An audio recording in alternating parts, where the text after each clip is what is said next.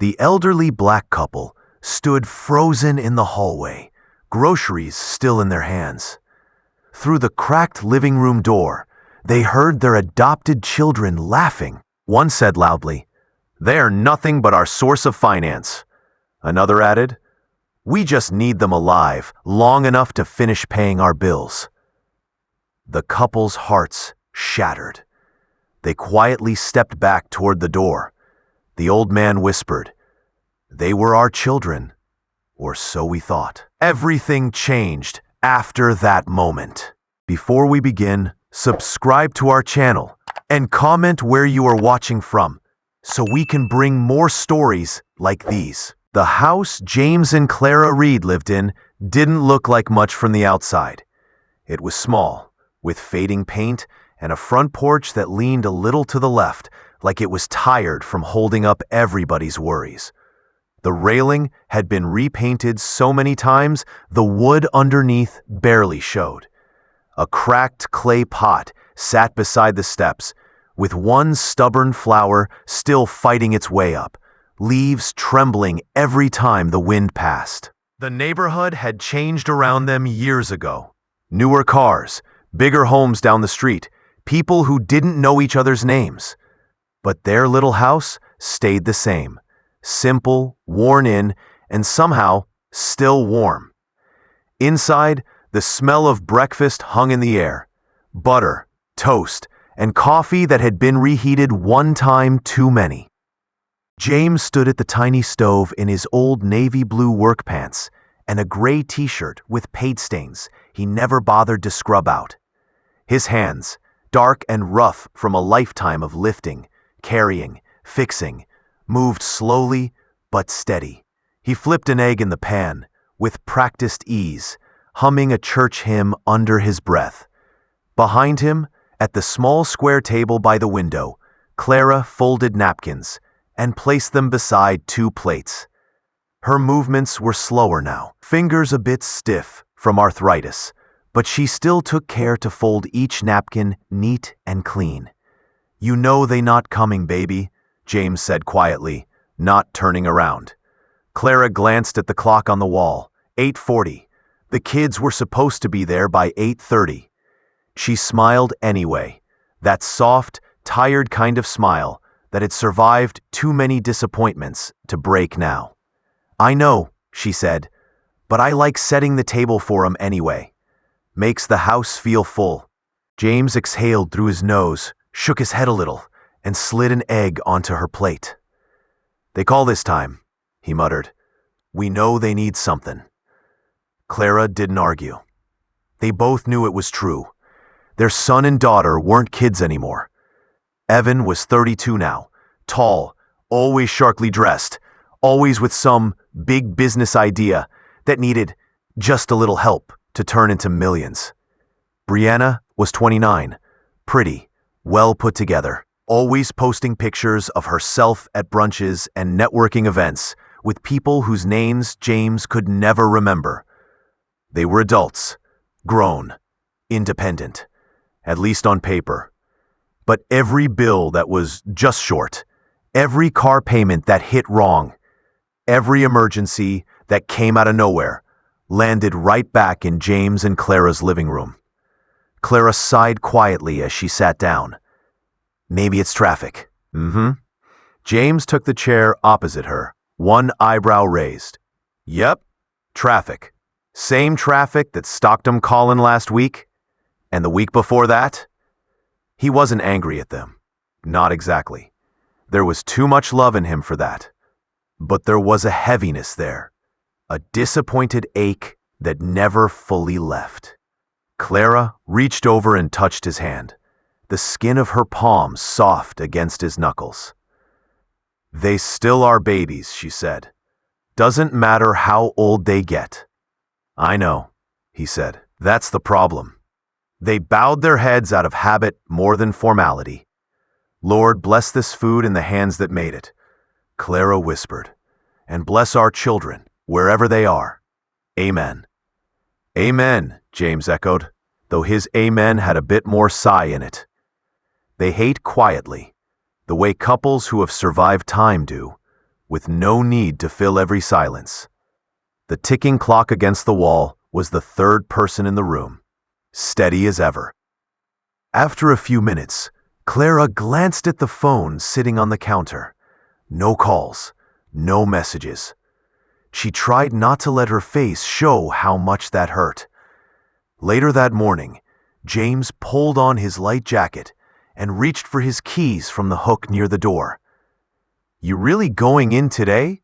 Clara asked, standing beside the couch, folding the same dish towel she'd folded 3 times already. "Nothing wrong with an extra shift," he replied.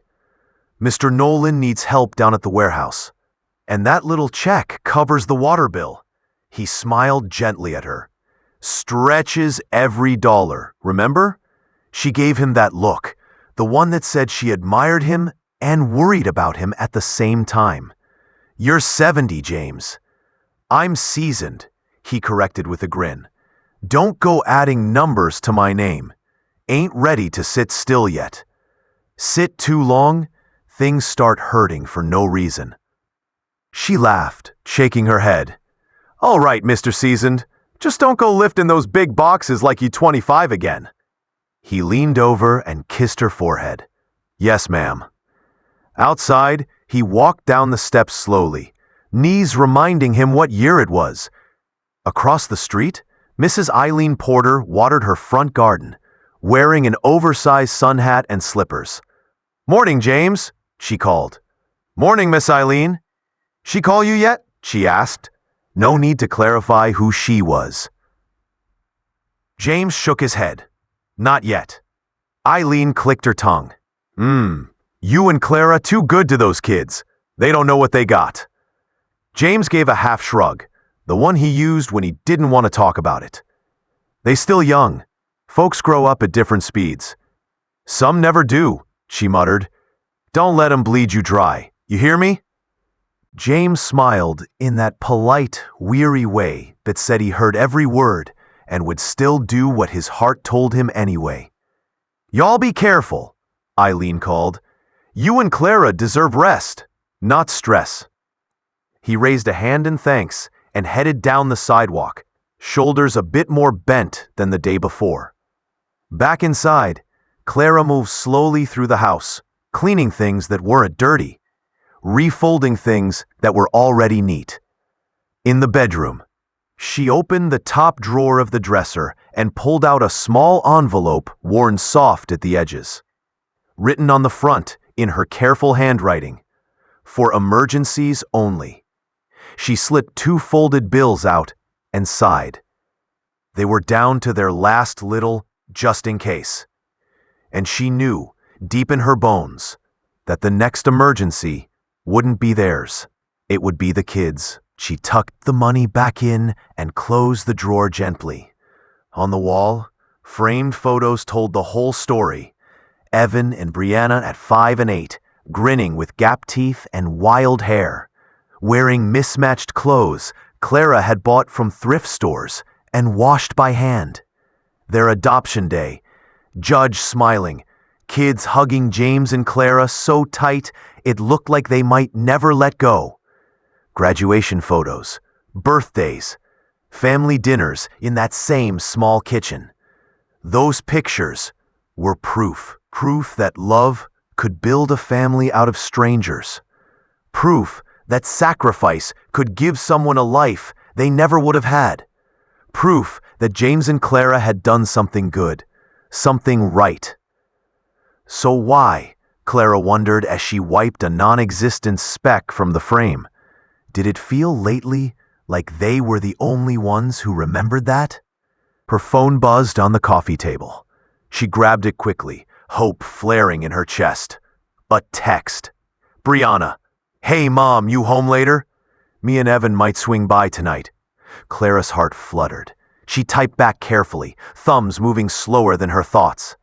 "Yes, baby, we'll be home. I'll cook your favorites." She stared at the screen. No response. Didn't matter. They were coming. That was enough. She smiled, a real one this time, and shuffled into the kitchen to start pulling ingredients from the cabinets. Rice, chicken thighs, seasoning she'd learned from her mother, passed down like quiet heirlooms. As she set the bag of rice on the counter, she whispered softly, "They'll come around. They just stressed. Work, life, the world's loud. When they sit down at this table, they'll remember." She believed it. She had to. Because for James and Clara Reed, family wasn't a contract. It wasn't a favor. It wasn't something owed back with interest. Family was the whole reason they'd stayed afloat, stretching every dollar, working part-time when their bodies begged them to rest, putting off their own needs to pay someone else's rent, saying yes to every just this once, even when it wasn't the first time or the fifth. Their only real dream wasn't a big house or a shiny car. It was this, to see their kids stable, kind, grateful, loving. Clara stirred the pot on the stove and closed her eyes for a moment. "They'll see it one day," she murmured. "Everything we did, everything we gave." She didn't know that one day was closer than she thought, and that before that day arrived, something in her would have to break. The afternoon sun pressed against the little house like warm hands, but inside, the air felt strangely heavy. Clara stood at the stove, humming softly as she tasted the broth simmering in the pot. Chicken stew, Evan's favorite since he was 10. She added a sprinkle of thyme, stirred it once more, and smiled. "James, they said they comin'," she called out. James, sitting in his recliner, tightening the laces on his work boots, answered without looking up.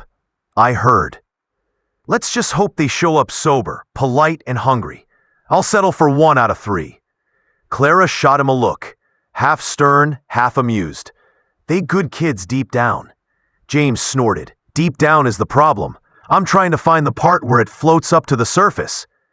Before Clara could respond, the front door swung open, without a knock. Evan walked in first. Tall, handsome, dressed in shoes that probably cost more than the couple paid for groceries in a week. His cologne filled the room before his presence did. Behind him came Brianna, every inch polished, from her perfect curls to her shimmering nails. Neither said hello. "Mom," Brianna called, eyes scanning the kitchen like she was judging a hotel room. "Do you have that money we talked about?" Clara's smile flickered but didn't fall. "Baby, hi. Yes, dinner's almost ready." "I'm not staying for food," Brianna said sharply. "I need the money tonight." "Which money is this?" James asked, standing slowly. Evan stepped forward, hands in his pockets, speaking with the confident tone of someone who always expected yes. "Mom was supposed to help with a credit card bill. You said you would." Clara blinked. "I said we'd see. We gotta pay our electric next week." Evan rolled his eyes. "Mom, it's just $50. "To you," James muttered. "To us, that's half the light bill." Brianna crossed her arms. "Are you really counting pennies with your own children?" James stared at her, stunned, the insult landing deeper than she realized. Clara rushed in gently. "Let's sit. Eat first, then we talk." Evan sighed dramatically. "Mom, we don't have time for this." They sat anyway, but not together. James and Clara sat at the table. Evan and Brianna stood behind their chairs, arms folded like inspectors judging a building. The old couple held hands under the table without meaning to. Clara served stew into bowls, steam rising like a small comfort. She pushed one gently toward Brianna. "Baby, try it." Brianna's lips curled slightly. "I'm not hungry, and I don't eat this stuff anymore." "This stuff?" James echoed. Evan checked his watch, clicking his tongue. "Can we hurry up? I got somewhere to be." Brianna eyed her mother's dress. "Mom, you wore that to greet us?" Clara looked down at her faded pink dress, clean, pressed, soft from years of washing. "What's wrong with it?" she asked softly. "It's old," Brianna whispered. Just old. Clara's cheeks warmed. She tugged the hem gently, but didn't respond. James set his spoon down. That's enough. But Brianna had already moved on, scrolling on her phone. Evan opened the fridge without asking. Do y'all have anything to drink besides water? We got tea, Clara offered. He closed the fridge door. Never mind. He took a soda from his own backpack and cracked it open. The hiss felt louder than it should have. James tried again to talk. What's this bill about, Evan? A mistake, Evan shrugged. I didn't know the interest would hit so fast. Mom said she could help. I said maybe, Clara gently corrected. Same thing, he muttered. The pot made a soft bubbling sound, filling the silence. Clara spooned stew into her own bowl, lifting it with shaky hands. Sit down. Eat a little, she said softly. Brianna snapped. Mom, why do you keep pushing food at us? You're not kids anymore. James felt something sharp twist in his chest. He'd cooked thousands of meals for them. Clara had spent her life making sure they never went hungry. Now food, love in the form of stew, was treated like an insult. He clenched his jaw.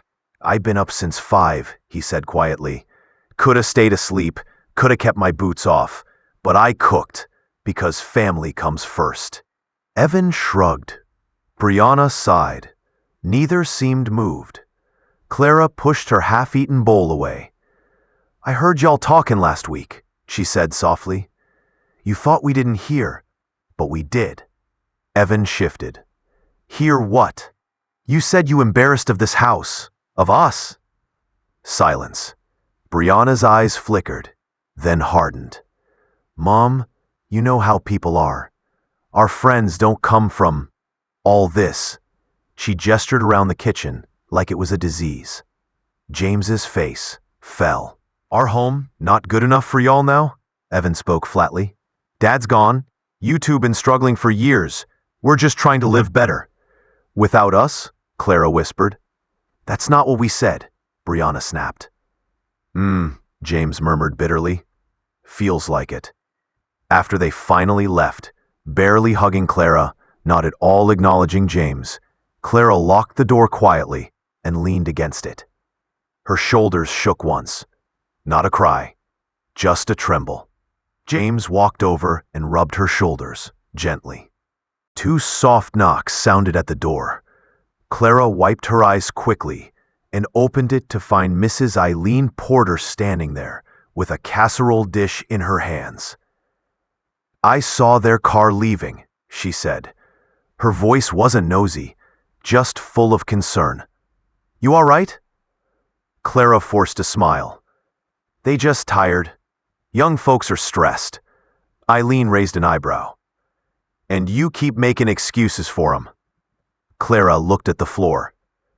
There are children, Eileen. But they ain't acting like yours. Clara's lips trembled. Mrs. Porter stepped forward and touched her arm. James, Clara, they using you. Anyone with eyes can see that. James sighed, running a hand over his face. We know. We just keep hoping. Maybe they'll grow out of it. Eileen shook her head slowly. Hope is good, but blindness ain't.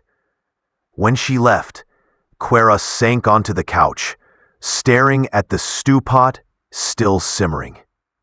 It didn't even taste it, she whispered. James sat beside her and pulled her gently into his chest. They'll learn, he said quietly. Clara nodded, but her eyes were far away. Neither of them knew that the real heartbreak wasn't days away. It was hours, minutes, already on its way. Saturday afternoon should have felt warm and easy, but the air inside James and Clara's small house felt tight, like something invisible was squeezing the walls. James had risen early to mop the floors. Clara had baked biscuits, fluffy, golden, warm. They thought their children were hosting a small get-together. They thought they were being invited as family. They thought. Wrong. Around 5 p.m., a mix of chatter and laughter poured from the living room, like they had thrown open a window into another life, one where James and Clara didn't belong. Clara balanced a grocery bag on her hip, smiling gently as James carried in the heavier sacks. "Maybe tonight's the night," Clara whispered, hope glowing in her tired eyes. "Maybe they'll treat us better now." James didn't answer. Hope was something he never wanted to kill in her, even when he no longer shared it. As they approached the front porch, the laughter inside sharpened. Young voices, loud, carefree, privileged.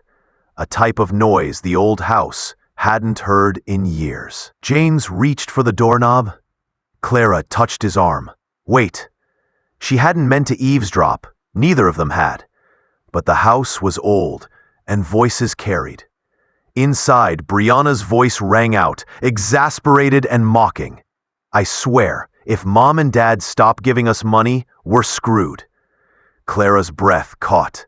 Her fingers slowly tightened around James's sleeve. Another voice, Evan's, laughed harshly.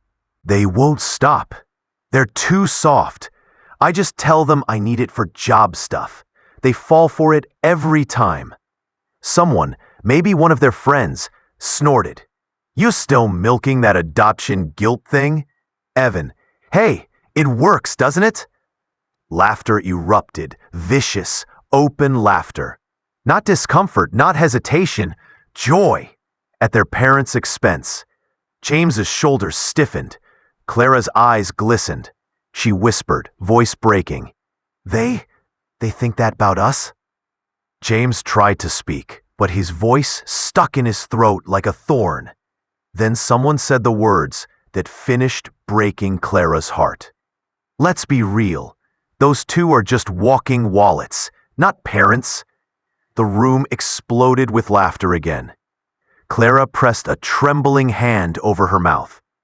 Before James could pull her back, her elbow brushed the tall porcelain vase sitting by the door, a gift from the kids years ago.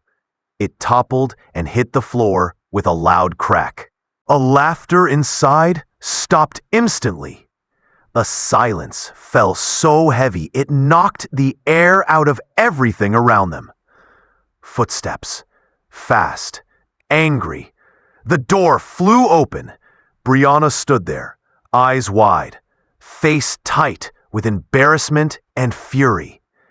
Behind her, party lights blinked across the room, like witnesses. "Were you?" she snapped. "Were you eavesdropping?" Clara's voice came out small and fragile. We came to bring y'all food."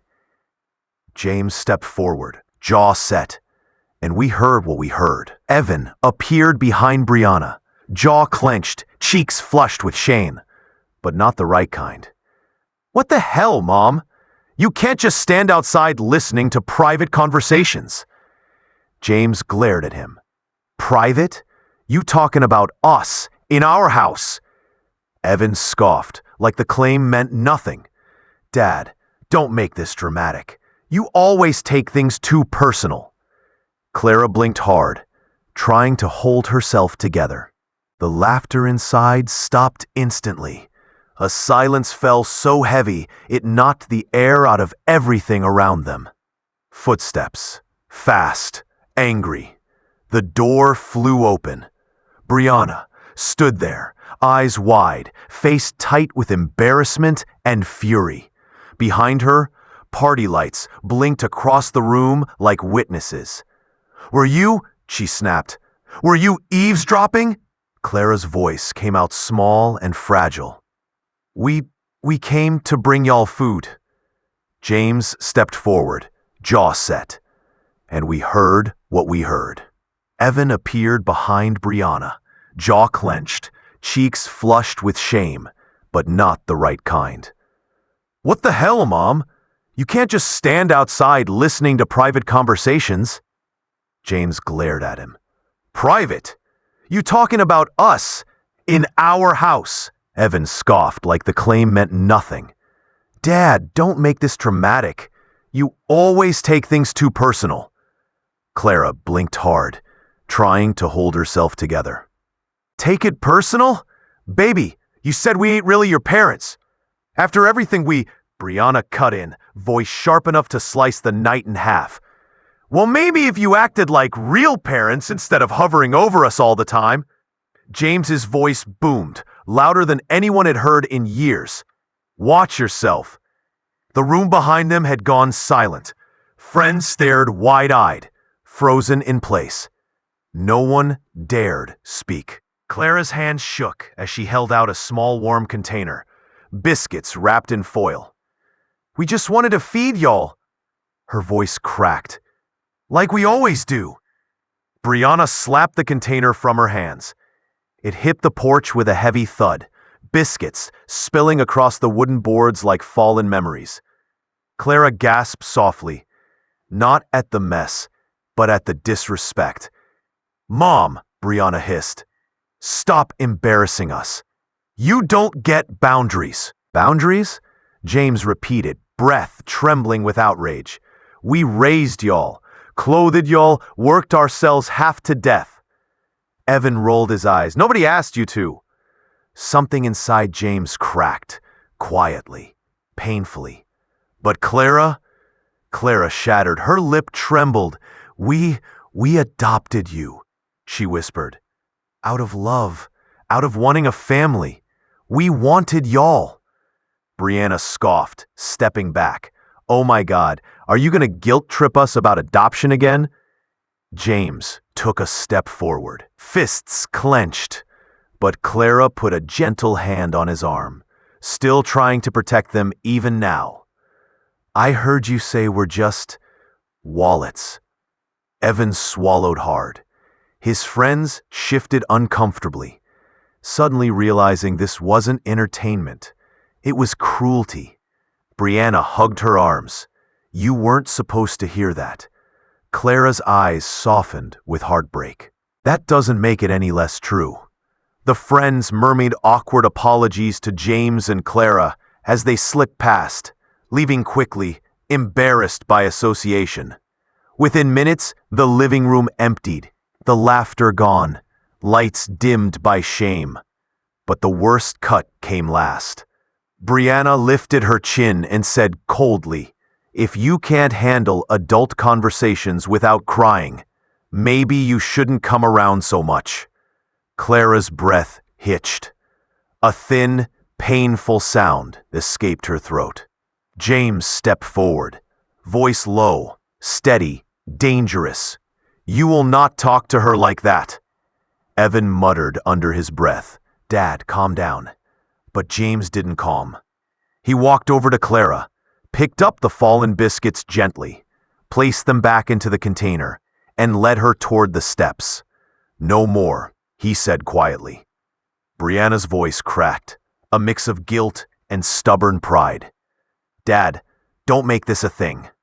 James didn't turn, didn't yell, didn't curse. He just said one sentence that silenced the whole house. This been a thing for years. We just finally heard it. He walked Clara down the steps, holding her as if she were fragile glass. Behind them, the siblings stood frozen, caught between guilt and defiance, fear and ego. Clara leaned on James, tears sliding down her cheeks, whispering, James, our babies don't love us no more. James didn't answer. His silence said enough. Said everything. Then I should have known, she whispered. I should have known our own children didn't want us there. James wrapped an arm around her shoulders. His voice was low, heavy, defeated. You didn't fail, Clara. Love, sometimes it blinds you. Clara leaned her head against him, her breaths shallow with quiet sobs. Then footsteps approached, slow, hesitant, unsure. A tall, gentle-faced man stepped into the driveway.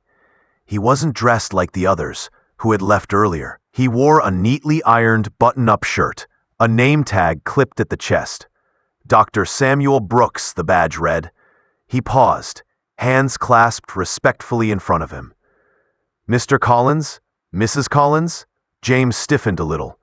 We're not looking for trouble tonight, son. Dr. Brooks shook his head softly. No, sir. I came to speak with you, if that's all right. Clara wiped her eyes. I'm sorry, young man. Do we know you? He stepped closer, his voice quiet and sincere. No, ma'am. But I know you. James frowned slightly. You know us?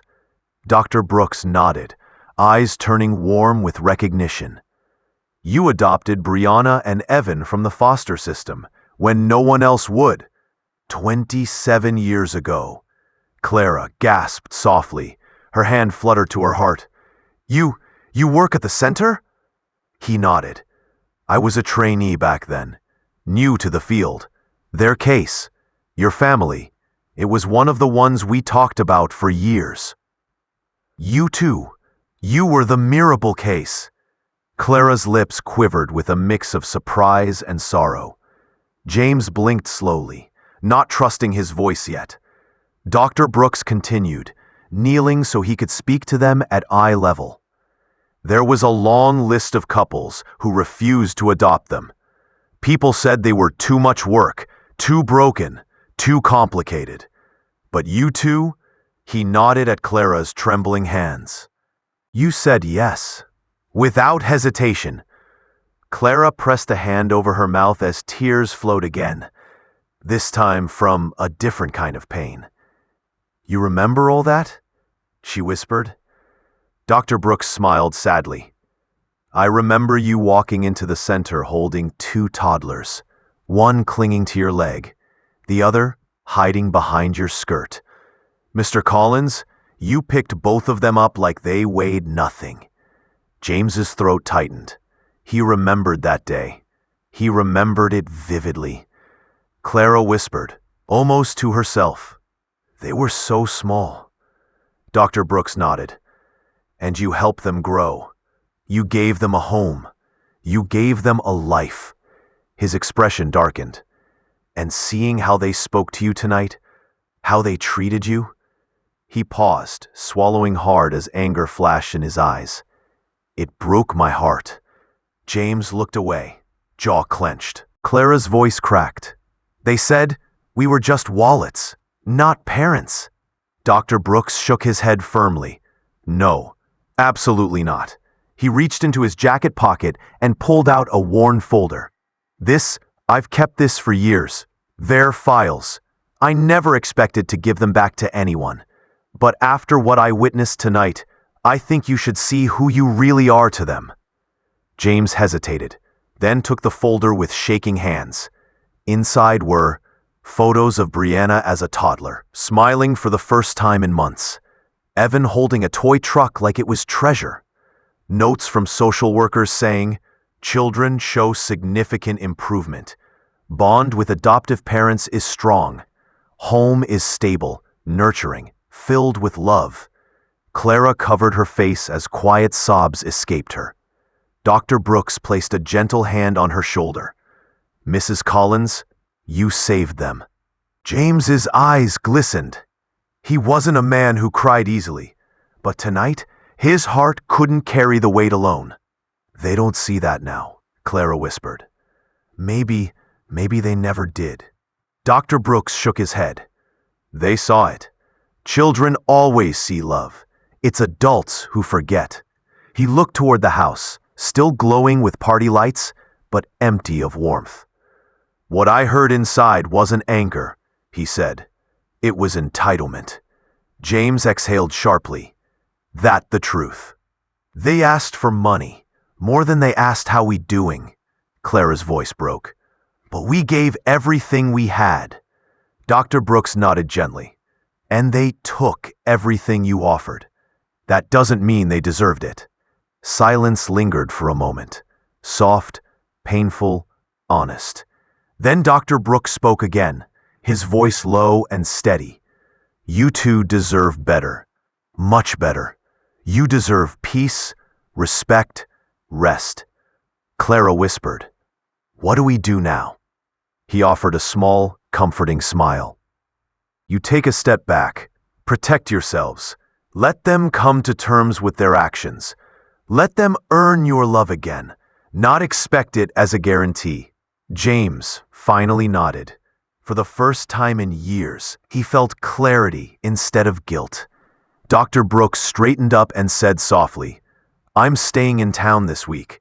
If you need any help, legal, emotional, anything at all, you call me. I mean that." He reached into his pocket and handed them a card. Then, gently and respectfully, he bowed his head and stepped back. Clara watched him leave, whispering, "He remembered us. After all this time, he remembered our kindness." James squeezed her hand, and our children forgot. But for the first time that night, Clara didn't cry. Instead, she whispered, "Maybe this time, the right person showed up when we needed it." James nodded, his voice full of quiet strength, "And maybe this, the start of us taking our life back." The sun was long gone when James and Clara shuffled into Mrs. Porter's living room, their overnight bags resting at their feet. The soft orange lamp cast a gentle glow over the room, giving them a warmth neither had felt all night.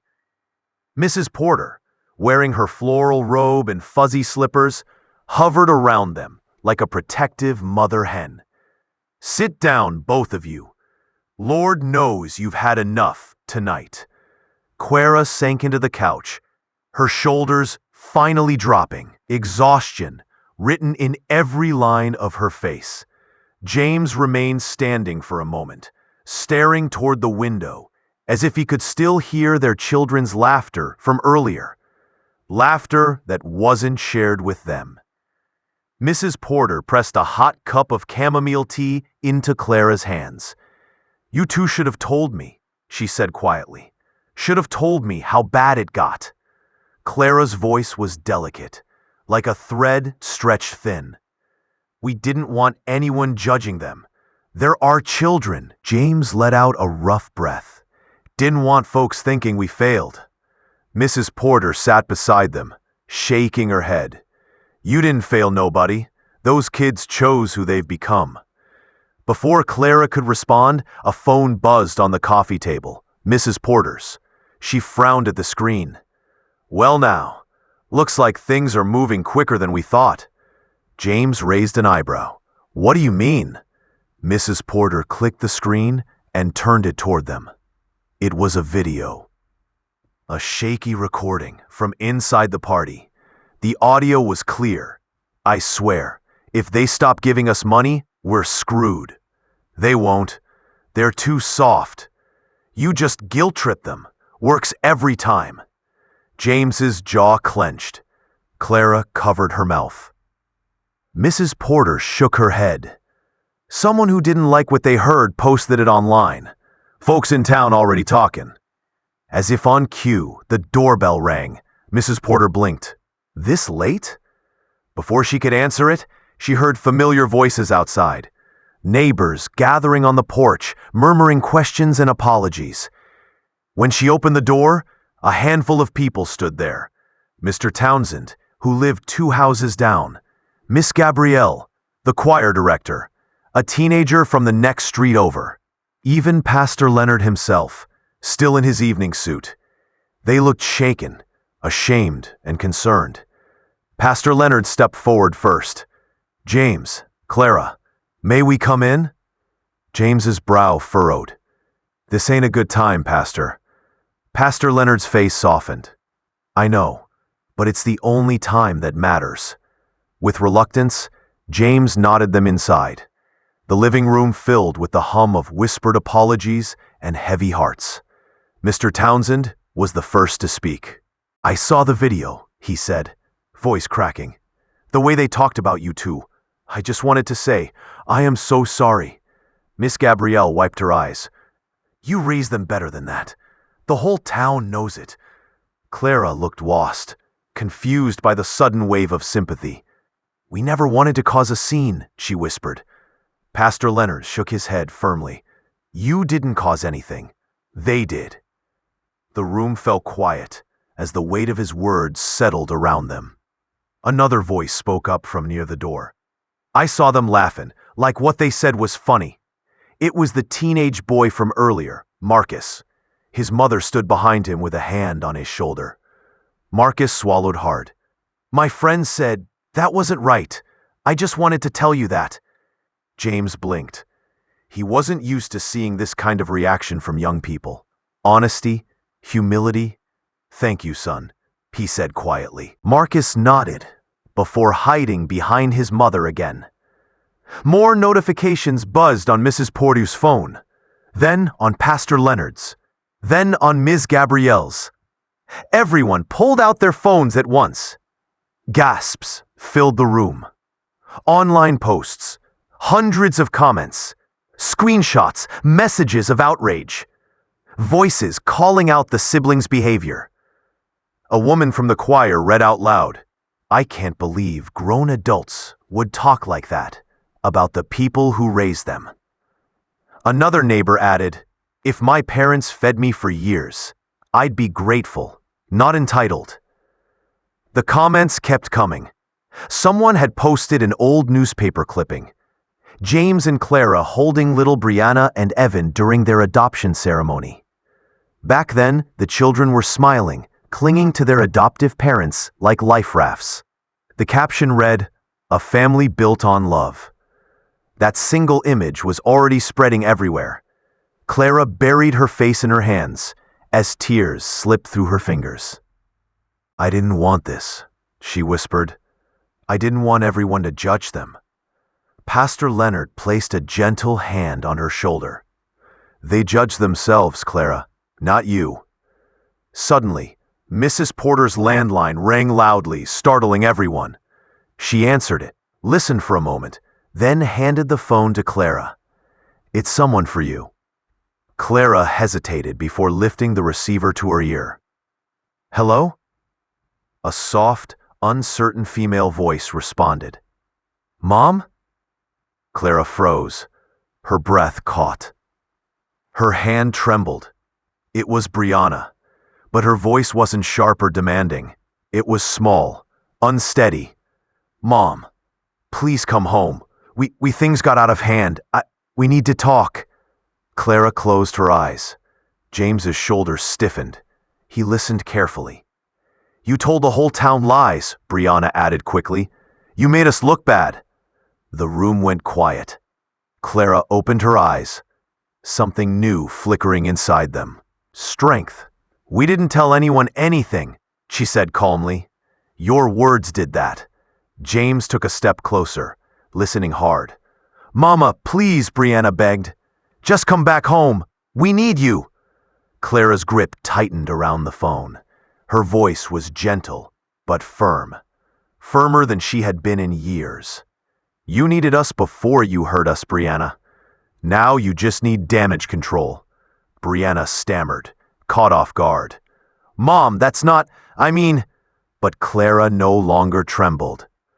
I love you, she said quietly. But love without respect is just pain. And then she did something she had never done in her life. She hung up first.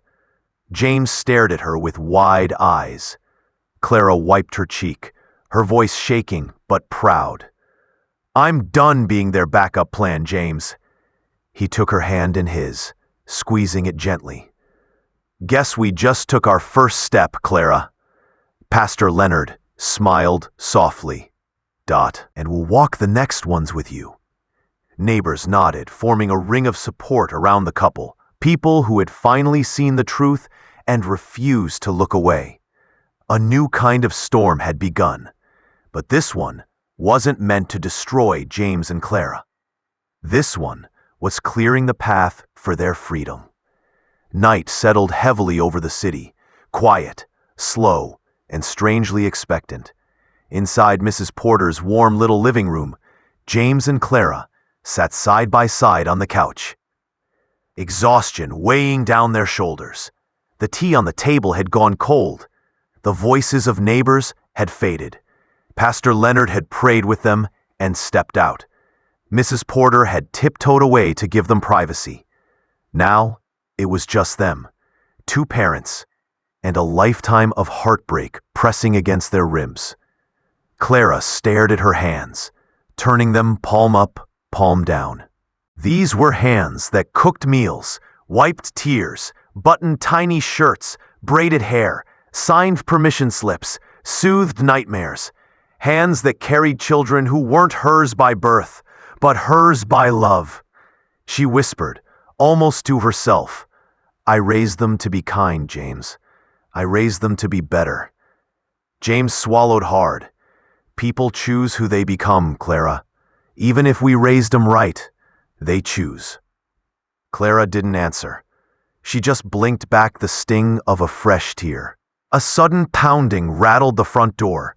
3 sharp hits, impatient, demanding. Mrs. Porter peeked into the room, eyes wide. Oh Lord, they're here. Clara's breath caught. James straightened slowly, bracing himself. Mrs. Porter cracked the door open. Standing on the porch were Brianna and Evan, disheveled, panicked, eyes swollen from crying. Beside them stood a man in a suit, someone neither James nor Clara recognized. The man introduced himself stiffly. "My name is Mr. Alden, the loan officer handling your children's accounts." James's jaw clenched. Clara felt her stomach twist. Mrs. Porter stepped aside reluctantly, allowing them all in. Brianna rushed forward first. "Mom? Dad, thank God. Please, listen. There's been a mistake." Evan cut in, frantic. "Yeah, we didn't mean what we said. It was just stupid talk. Just come home and let's fix everything." James raised a hand. "Stop." The word was calm. Too calm.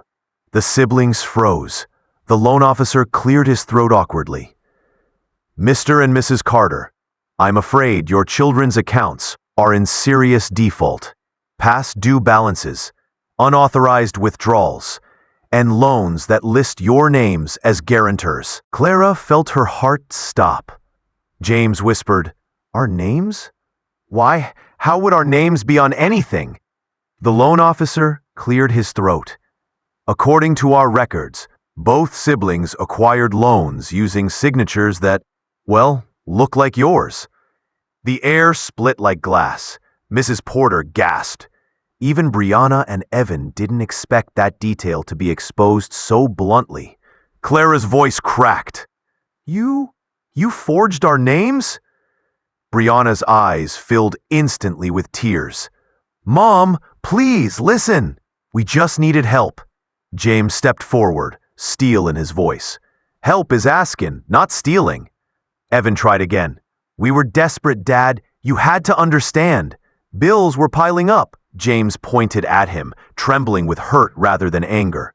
"And instead of coming to us like children who trust their parents, you came like thieves." Silence. Heavy, suffocating silence. Clara sank back onto the couch. Her heart felt too heavy to hold. "All our lives," she whispered, "we gave you everything we had. Everything. We went without food sometimes so you two could have school clothes. We worked 2 jobs so you wouldn't go without birthdays. We stayed up nights worrying about you. We stayed up mornings praying for you. Her voice trembled. We loved you more than our own breath." Brianna dropped to her knees. "Mom, I'm sorry, please." But Clara's eyes were distant, lost in decades of memories. Memories of scraped knees she kissed, homework she stayed up to help with, nights she held them as they cried after social workers' nightmares. Moments she believed love could fix everything. James spoke softly. "When did we stop being your parents and start being your bank accounts?" Evan wiped his face. "It wasn't like that." "It was exactly like that." Mrs. Porter snapped from the doorway, surprising everyone with her fire. "You used them. And when they came to bring you love today, you humiliated them instead." Brianna's shoulders shook.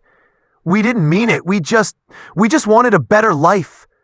James looked at her with eyes full of quiet devastation. "We wanted that for you too, baby girl. but not at the cost of our hearts. Mr. Alden cleared his throat. I'll give your family privacy, he said gently, but we'll discuss the loans tomorrow. He left the house quietly, closing the door behind him. Brianna and Evan moved closer to their parents. Please don't leave us, Evan whispered. Please come home, Brianna begged. We need you. James lifted his wife's hand and squeezed it, giving her strength to say what needed saying. Clara stood. The room held its breath. She looked at her children, grown adults who once fit in the crook of her arm. I love you both more than you will ever know, she said softly. But I can't go back to that house right now. Not after hearing what you said. Not after seeing how little you think of us. The siblings froze, stunned. Evan whispered, Mom, you're abandoning us? No, she said firmly. I'm choosing myself. And your father. Her voice didn't rise. It didn't tremble. It was steady, true, and final. James stood beside her, a pillar of quiet strength. If you want us in your lives, he said gently, then you're gonna have to learn the meaning of respect, not with words, but actions. Brianna sobbed. Evan wiped his face in disbelief. You can't do this. Clara stepped back, tears streaking her cheeks. I can, and I am. James placed a hand on Clara's back as they walked toward the hallway. Before they disappeared around the corner, Clara looked at her children one last time. You didn't lose us tonight, she whispered. You already lost us long ago, when you stopped seeing us as family. And with that, the door to the living room clicked shut behind them. The siblings remained kneeling on the floor, broken, breathless, realizing for the first time in their lives they might actually lose the two people who loved them most. Morning light crept gently across the senior housing courtyard, brushing the world with soft gold. Birds hopped along the walkway, chirping without hurry, as though the day had forgotten it had once carried pain. James and Clara stepped out of their new apartment, fingers intertwined, moving slowly but peacefully toward the community garden. For the first time in years, their breaths matched, not heavy with worry, not strained with exhaustion, but calm. The senior complex wasn't fancy, it wasn't big, but it was theirs. A quiet haven with friendly greetings, warm meals, and days free of financial stress or emotional storms. Mrs. Porter had helped them move in. Pastor Leonard had prayed over their doorway. Dr. Brooks had arranged supportive services and therapy. They were building a new life. A life where love wasn't demanded, but respected. Clara walked through the garden path, nodding as other residents waved. Morning, Clara. James, you joining us for Domino's later? Save me your cornbread recipe. James chuckled under his breath. Word travels fast in this place. Clara smiled. A real smile. The kind she hadn't felt in months. Feels nice, doesn't it? She said softly. To be wanted, not used. James squeezed her hand. We earned this peace, Clara. More than anyone. They sat on a wooden bench beneath a vine-covered trellis. Clara looked up at the sky. Do you think they'll come? She asked quietly. James didn't need to ask who she meant. They will, he said, but this time, they'll come right. Brianna and Evan sat at the kitchen table, the same table where their parents once cooked, laughed, saved them, sacrificed for them. But now the house felt empty, cold, echoing with regrets instead of memories. Bills were stacked like towers. Repossession warnings littered the counter. The refrigerator hummed loudly, the only sound filling the void their parents left behind. Brianna wiped her eyes. We ruined everything. Evan buried his face in his hands. What if they never come back? He whispered. What if we really push them away for good? For the first time, the siblings saw clearly what their selfishness had cost. Not money, not help, but love. The quiet, steady kind that had always saved them. 3 days later, James and Clara returned from a community bingo event to find Brianna and Evan standing in the courtyard, not dressed in fancy clothes, not holding excuses, not demanding or shouting. They stood small, humbled, eyes red, hands empty except for a single envelope. Clara froze. James inhaled slowly, bracing himself. Evan spoke first, voice trembling. "Mom, Dad, we found help from a debt counselor. We're working at the grocery store part-time until we fix everything." Brianna held out the envelope with shaking fingers. "These are the forged documents," she whispered. We brought them to you. We're ready to face the consequences." Clara blinked, surprised, emotional. "We're sorry," Brianna choked out. "For everything." Evan added, voice cracking, "For using you. For hurting you. For forgetting who you are." James remained silent for a long moment. Then he stepped forward and took the envelope, slowly, deliberately. "You aren't children anymore," he said softly. "You need to fix your mess, yourselves." Both siblings nodded, tears dripping onto the concrete. Clara felt her heart pound. "Why come now?" she whispered. Brianna met her mother's eyes with trembling honesty. "Because when you left, we finally understood what we lost." Evan added, "We don't deserve you, but we want to try, if you'll let us."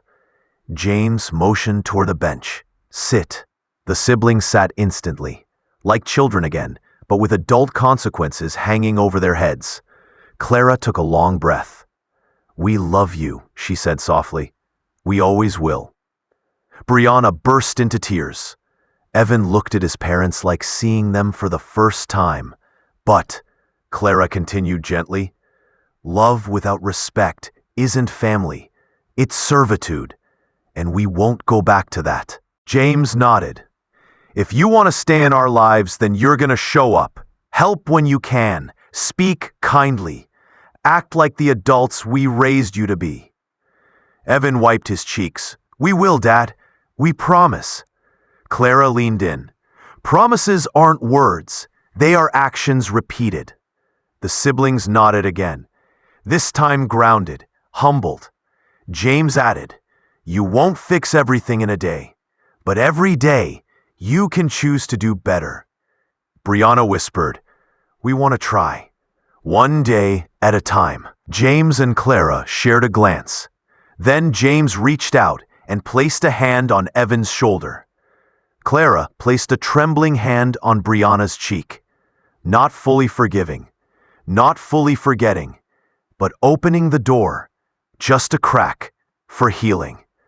Over the next hour, they talked about boundaries, about respect, about the future. And for the first time in a long time, the siblings listened. Truly listened. Before they parted, Brianna asked through tears, "Can we visit again next week?" Clara smiled, soft and warm. "Yes, come back with open hearts, and you'll always be welcome." The siblings walked away, shoulders lighter, determined to rebuild what they broke. James wrapped an arm around Clara. "You did good," he whispered. Clara smiled through tears. "We did good together." Evening settled like a warm blanket over the senior community. The sky washed in gentle golds and purples. The courtyard, dotted with soft lights and drifting petals, felt almost sacred, a place where broken hearts slowly learned to breathe again. James and Clara sat together on the wooden porch outside their new apartment, rocking gently in matching chairs. A cool breeze brushed past them, carrying the scent of jasmine from the garden. For the first time in years, Their house wasn't filled with tension. No slammed doors, no urgent demands, no silent guilt weighing on their shoulders. Just peace, finally. Clara watched the soft glow of lanterns, her wrinkled hands folded neatly in her lap. James glanced at her from the side, seeing a small smile touch her lips. "You thinking about today?" he asked quietly. She nodded. "I'm thinking about everything," she whispered. "About how close we came to losing ourselves, and how far we've come to find ourselves again." James leaned back, exhaling slowly. "We gave those kids every bit of love we had," he said, "but somewhere along the way, they forgot what love meant." Clara's voice softened like a prayer. "They didn't forget," she said. "They were never taught by the world how to appreciate what they had." A silence settled between them, not heavy, just reflective, like two old souls flipping through the pages of their lives. In the courtyard below, they spotted Evan and Brianna walking toward the exit after their emotional reunion earlier. The siblings paused, looked up at their parents, and gave a small, hopeful wave. Not perfect, not healed, but trying. James lifted a hand in acknowledgement, and Clara offered a gentle, forgiving smile.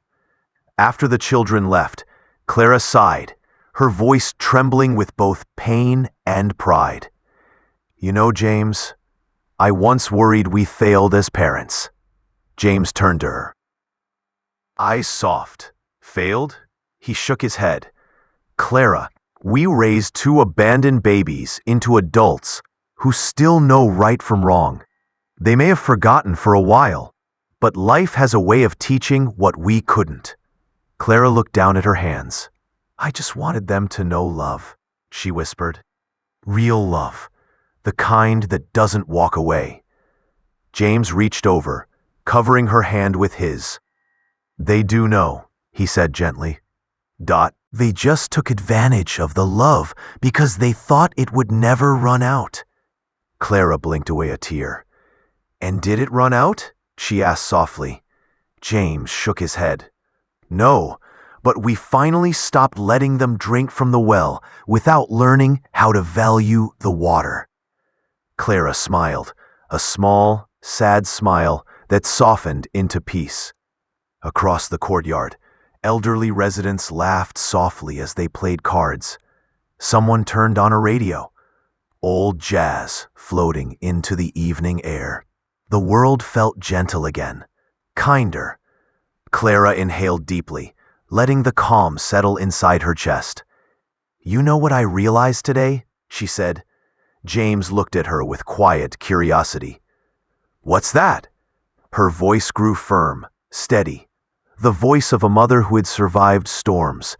"Kindness is not weakness," she said. "It becomes weakness only when we allow others to misuse it." James nodded slowly. "And love," he added, "can hold families together, but it can't repair hearts that refuse to understand it." Clara closed her eyes, letting those words settle. "We didn't lose our family today," she whispered. "We found the truth inside it." A lantern flickered nearby, and the shadows shifted, like spirits approving her wisdom. Then, softly, gently, Clara continued, "Family isn't built from blood. It's built from the people who show up, even when showing up is hard." James slid his hand into hers again. "And sometimes," he said, "the people we raised have to fall apart a little, to learn how to stand beside us again." They rocked quietly, the rhythm steady, like hearts finally aligned. A soft knock echoed behind them, Mrs. Porter leaning out from her door. "Dinner's ready, you two," she called warmly. "Come join us before it gets cold." Clara smiled, wiping her eyes with the back of her hand. "Coming," she said. ... James helped her up, slow and gentle. As they walked hand in hand toward the dining hall, Clara whispered a final reflection, the truth of everything they'd endured. "Sometimes the people you give everything to need to lose you for a moment, to understand your worth. James kissed her forehead, and sometimes, he added, distance is not abandonment, it's the beginning of respect. Together, they stepped into the warm glow of the community dinner, surrounded by neighbors who treated them with more kindness in one evening than their children had in years.